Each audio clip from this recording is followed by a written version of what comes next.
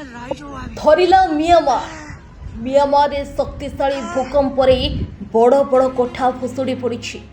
ଏପର୍ଯ୍ୟନ୍ତ 20 ଜଣଙ୍କର ମୃତ୍ୟୁ ହୋଇଥିବା ଆଶଙ୍କା କରାଯାଉଛି। ଆଗକୁ ଆହୁରି ଅଧିକ ସଂଖ୍ୟା ବଢ଼ିପାରେ ବୋଲି ଅନୁମାନ କରାଯାଉଛି। 43 ଜଣ ନିଖୋଜ ରହିଛନ୍ତି। ଭୂକମ୍ପ ଯୋଗୁଁ ଥାଇଲାଣ୍ଡରେ ଏମର୍ଜେନ୍ସି ଘୋଷଣା କରାଯାଇଛି। ଏମର୍ଜେନ୍ସି ଘୋଷଣା କଲେ ଥାଇଲାଣ୍ଡ ପ୍ରଧାନମନ୍ତ୍ରୀ। ବ୍ୟାଙ୍କର ଇଣ୍ଟରନ୍ୟାସନାଲ ଏୟାରପୋର୍ଟକୁ 2 ଘଣ୍ଟା ପାଇଁ ବନ୍ଦ କରିଦିଆଯାଇଛି।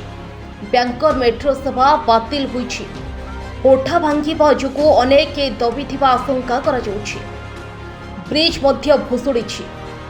ଘଟଣାକୁ ନେଇ ପ୍ରଧାନମନ୍ତ୍ରୀ ମୋଦି କହିଛନ୍ତି, ମିଆଁମାର ଏବଂ ଥାଇଲାଣ୍ଡରେ ହୋଇଥିବା ଭୂକମ୍ପର ପରେ ସୃଷ୍ଟି ହୋଇଥିବା ଘଟଣାକୁ ନେଇ ପ୍ରଧାନମନ୍ତ୍ରୀ ମୋଦି କହିଛନ୍ତି, ମିଆଁମାର ଏବଂ ଥାଇଲାଣ୍ଡରେ ହୋଇଥିବା ଭୂମିକମ୍ପ ପରେ ସୃଷ୍ଟି ହୋଇଥିବା ପରିସ୍ଥିତିକୁ ନେଇ ମୁଁ ଚିନ୍ତିତ।